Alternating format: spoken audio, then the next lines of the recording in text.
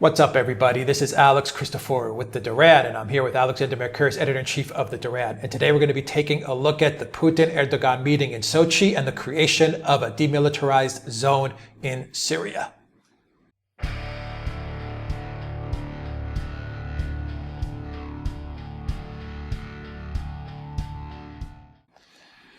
All right, Alexander, I think I pretty much summed up, the meat of what was decided during the meeting in Sochi. Take us a little more into depth as to what Erdogan and Putin decided when they were meeting in Sochi with regards to Syria and Idlib and what's going on. Obviously, we have a lot of news, which we covered in a previous video, as to the downing of the IL-20 and how Israel is now getting involved in all of this. We have that in another video, which you guys can check out.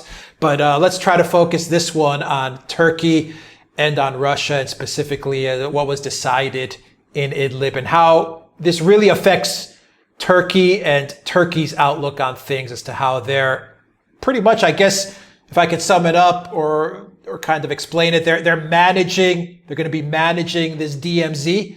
They're kind of adopting this space, and they're going to be responsible for it. Yeah, yes, they are. But of course, the Russians will be there. Putin was very clear that Russian military police will also be involved in policing the DMZ. And of course, that means that the Russian military will be entering Idlib province, which is something that they have never formally done before. I'm sure they've got all kinds of special forces and spies and all those sorts of people working in Idlib province. But this will be the first time there will be visibly Russian boots on the ground in Idlib province, working alongside the Turkish military, which is, of course, the military of a NATO power. So let's just hold on to that, because this is really for me the key, because the lead up to all of this was right through August. You had this drumbeat coming out of various world capitals, Moscow, Washington, London, Paris, wherever, that there was going to be a great battle in Idlib province, that there was going to be a chemical attack of some kind. The US and its friends were saying that it was going to be a chemical attack launched by the Syrian government.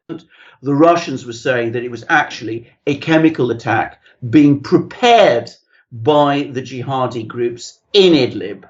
I will say quickly that is what I think was going to be the case. There was also warnings from the United States and from Britain and France, and also possibly Germany, that they were going to launch attacks on Syria and possibly even on the Russian military in Syria, if anything, if there was an offensive on Idlib province.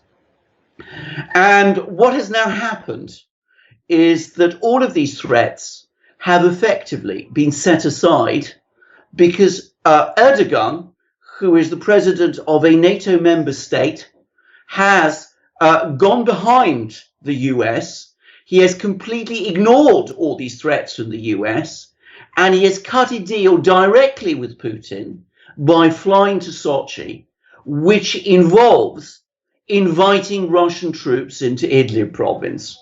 So it is very difficult to see now how that chemical attack can take place, and it becomes more difficult, much more difficult to see how that military strike that was threatened by the Western powers can now happen. So we see once again that the Russians, instead of going for the direct approach, which would involve a major conflict over Idlib province, drawing in the outside powers, are taking the step-by-step approach, cutting deals with Erdogan, over whom they have a great deal of leverage, and step-by-step advancing their ultimate agenda, which, to be clear, I am quite sure, is to bring the whole of Idlib province ultimately back under Syrian control. What is Turkey's ultimate agenda now as things stand? And Alexander, explain to our viewers if you believe that Erdogan made the right move and the only move. Did he have any other cards to play you said he went behind NATO's back, he went behind the US back. Explain, do you think he pretty much played the only hand he was given?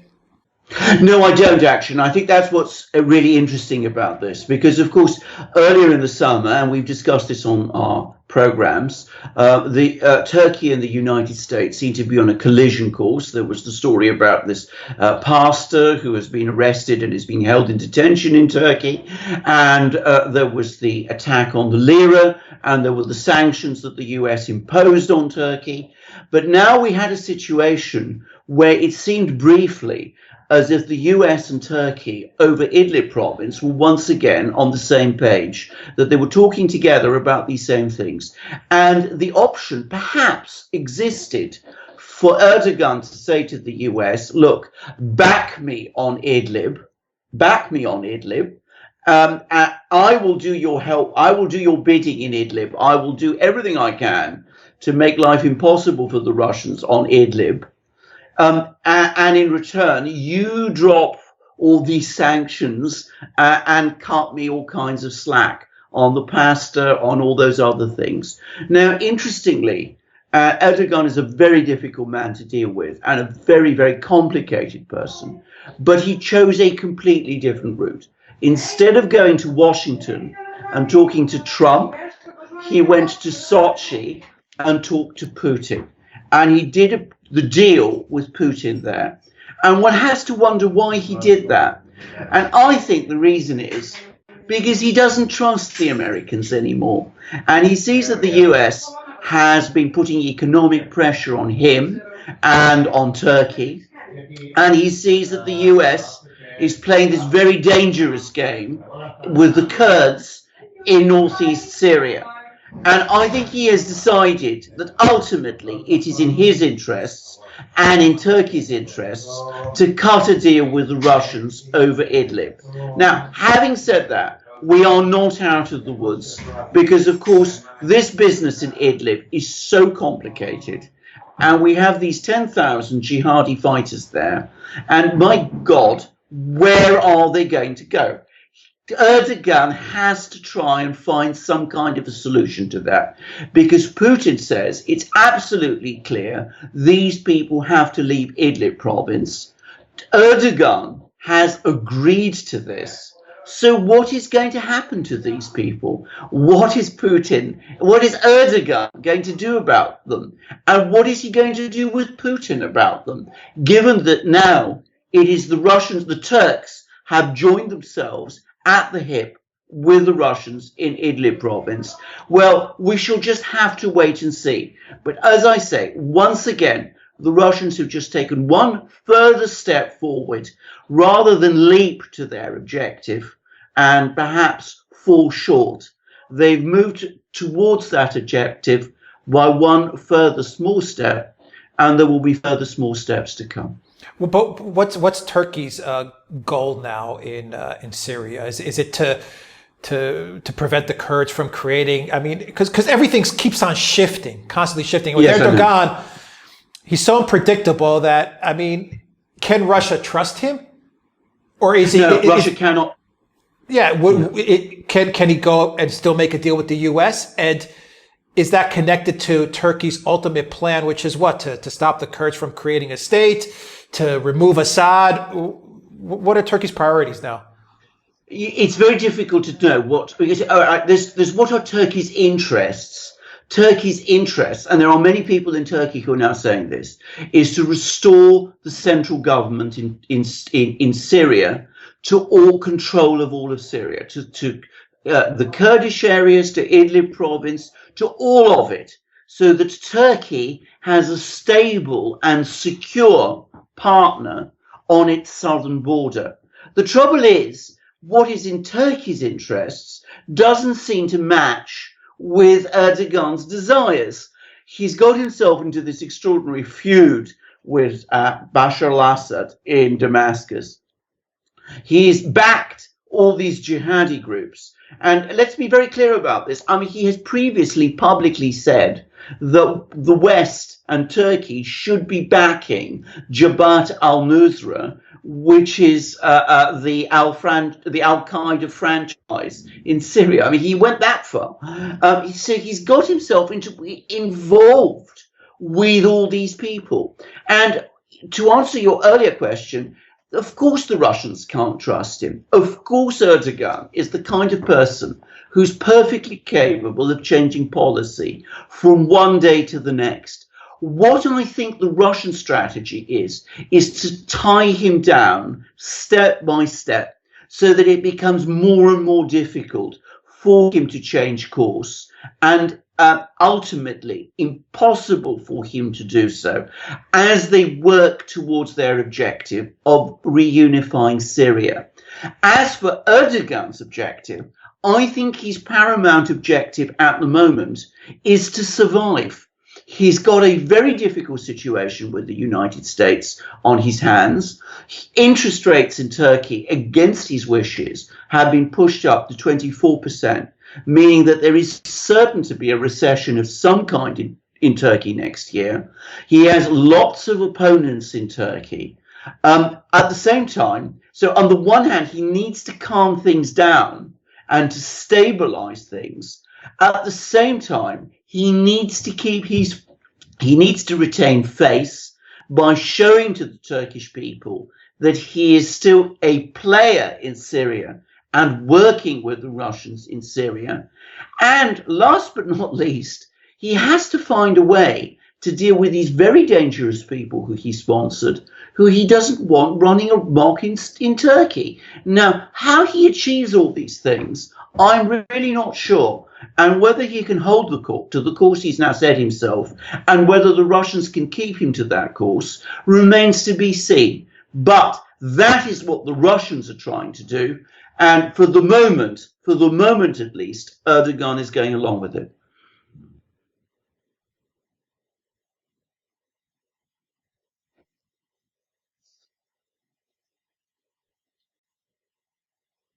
Right. I think the thing to say is that there are different opinions in Washington about what to do with Syria. I think, on the one hand, Donald Trump was saying a couple of weeks ago that the US should withdraw all its forces from Syria. I think there are hardliners, John Bolton being, I suspect, the leader of them, who want to create what they call a quagmire in Syria, to bleed the Russians and to achieve partition in Syria and to eventually destabilize the Syrian government. Bolton may have a personal axe to grind here, because he had a meeting a few weeks ago with his opposite number, the secretary of the Russian Security Council, who is a man called Nikolai Patrushev. And it's the rumors are that Patrushev and Bolton didn't get on at all, and that the meeting almost degenerated into a shouting match, and that the subject was Syria. So there may be an element with Bolton of revenge. He is that kind of a man, I'm sorry to say. So we're, I suspect, going to see a tug of war. But the Boltons, the hardliners in Washington, who are still, I think, very much in the ascendant, and who have not yet given up on ideas of regime change in Syria, I think they've suffered another defeat, because the battle they were looking for over Idlib province, with the chemical attacks that they were going to stage there, I'm afraid that's my view, and the missile strikes they were going to launch, which are going to be huge, apparently. It seems that Turkey is not on board with that. And Turkey instead, and Turkey is the crucial player in all of this, Turkey is instead playing with the Russians. So once again, the Russians in the diplomacy have outmaneuvered the US in Syria. But the US, who knows? These guys don't give up easily. They may be up to something again in a few weeks or even a few days. This game still has some way to go before it's fully played out. And finally, Alexander, what's Turkey's, in relation to the news of the IL-20 and the downing in Israel, what's Turkey's relation to Israel with regards to Syria? Well, there's Turkey's relations with regard to Israel, over Syria, and then there's Turkey's relations with Israel overall. Turkey's relations with Israel are deteriorating at the moment over a variety of things, partly because Turkey's relations with the West are deteriorating. And of course, Erdogan himself, being a strong Islamist, tends to take a pro-Palestinian view on the Arab-Israeli conflict. So whereas Turkey has historically been a friend of Israel, it is under Erdogan become less so. And as I said, relations are deteriorating. Now, on this particular issue of the IL-20, I think there will be a lot of people in Turkey who are saying, including Erdogan, who are saying, thank God we were not involved. And I think they will be quietly pleased that the Russians and the Israelis are at odds with each other, because that will make it clear, even clearer to the Russians, that they need Turkey on side, because they don't want to face a situation where they have Israel, the United States, and Turkey against them. And I think quietly the Turks will be both relieved and, even though they will never say this publicly, probably rather pleased. Interesting. Very interesting. Power geopolitics at play. That's for sure. In the Middle East, especially, Alex, there is no morality. Everything always comes down to power. It's a pretty ruthless and cynical game that they're all playing with each other, and we have to be frank about this.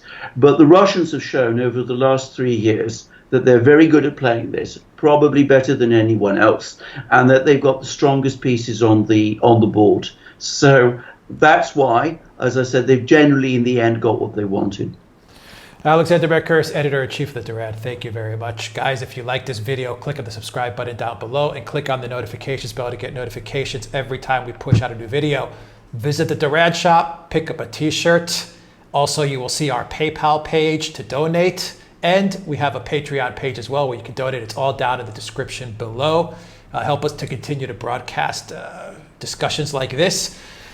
Alexander Mercouris, Editor-in-Chief of the Duran. Thank you very much. Until next time. Take care.